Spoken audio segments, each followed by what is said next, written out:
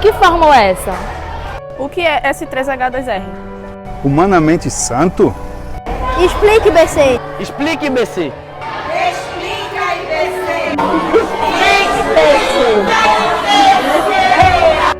Olá, vamos continuar a série S3H2R e eu quero falar agora do segundo princípio que norteia essa espiritualidade bíblica. É o princípio do serviço. Interessante, um dia eu pensando com meus botões, eu imaginei, se uma pessoa quer ser discípulo de Luiz Gonzaga, como é que ela vai ser identificada como discípula de Luiz Gonzaga? Naturalmente, ela vai precisar vestir um gibão, ela vai precisar tocar sanfona e tocar os baiões e os forróis que Luiz Gonzaga compôs. Não adianta saber tudo da vida de Luiz Gonzaga e aparecer no auditório com paletó e gravata e não se parecendo. Se você pergunta a esse auditório qual das duas pessoas se parecem com Luiz Gonzaga, são imitadoras de Luiz Gonzaga, todo mundo vai apontar para o sujeito do gibão. Como é então que nós somos discípulos de Cristo? Ou seja, como é que nós imitamos Cristo?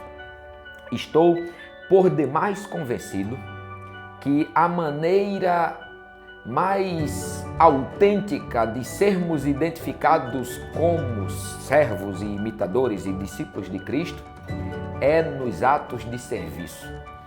A palavra que eu trouxe como baliza no vídeo anterior de Lucas capítulo 10, versículo 27, para falar de santidade como o ato de colocar Deus em primazia de tudo, termina dizendo o seguinte: amarás ao Senhor teu Deus, e aí vai, e no fim diz, e ao teu próximo como a ti mesmo. Interessante que o doutor da lei indaga a Jesus quem era o próximo e, consequentemente, como operar essa santidade, e Jesus dá a ele a história que a gente batizou no mundo religioso como a história do bom samaritano. E Jesus vai mostrar que é possivelmente razoável que, achando que estamos fazendo a vontade de Deus, deixemos de fazer a vontade de Deus, quando Jesus coloca na história dois personagens ou duas personagens muito interessantes: o sacerdote e o levita, ambos considerados por Israel como as duas figuras mais próximas de Deus, porque mexiam diretamente com o métier, com o arranjo da religião judaica. No entanto, tanto um quanto o outro deixam de fazer a obra prática na vida daquele que estava semi-morto, porque achavam que tocando naquele homem, se sujando com o sangue dele, deixariam de fazer a vontade de Deus. Não há dolo, não há maldade, não há erro religioso, digo pelo menos, na postura do levita e na postura do sacerdote. Os dois deixam de fazer a vontade de Deus porque acham que estão fazendo a vontade de Deus. Com o samaritano isso não acontece. Imediatamente ele desce do seu cavalo e ajuda aquele homem da melhor maneira que ele podia. Jesus está ensinando aquele publicano, digo aquele doutor da lei que fez a pergunta a ele, que é impossível ter uma relação autêntica com Deus que não seja estampada no serviço ao outro.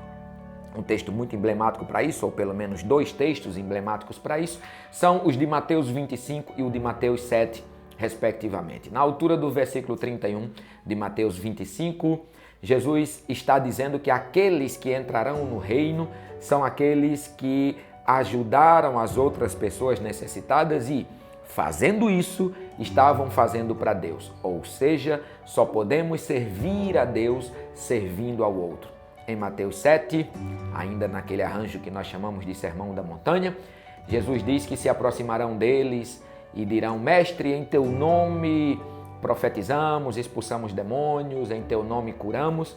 E ele vai dizer: afastem-se de mim, porque eu não conheço vocês. Ou seja, de capa a capa, a Bíblia vai mostrar que fora do serviço não temos como servir ao outro, serviço ao outro, não temos como servir a Deus. De capa a capa, a Bíblia vai mostrar que se parecer com Jesus é se parecer ou ser servo. Jesus mesmo diz isso, que veio para servir e não para ser servido, e com isso ele diz que assim nós devemos seguir o seu exemplo. Ora, mas como nós conseguimos servir ao outro se nós somos inclinados ao autosserviço, ao autocuidado? Somente quando nós colocamos Deus em primazia, e isso é santidade, é que nós nos anulamos de nós mesmos para servir ao outro. Por isso, toda expressão de serviço que nós fazemos ao outro não vem de nós, vem do Espírito. E é deste princípio que eu digo que este serviço tem que ser humilde. É nesse aspecto que eu digo que a espiritualidade sadia, ela é serva, mas ela é humildemente serva. Até a próxima.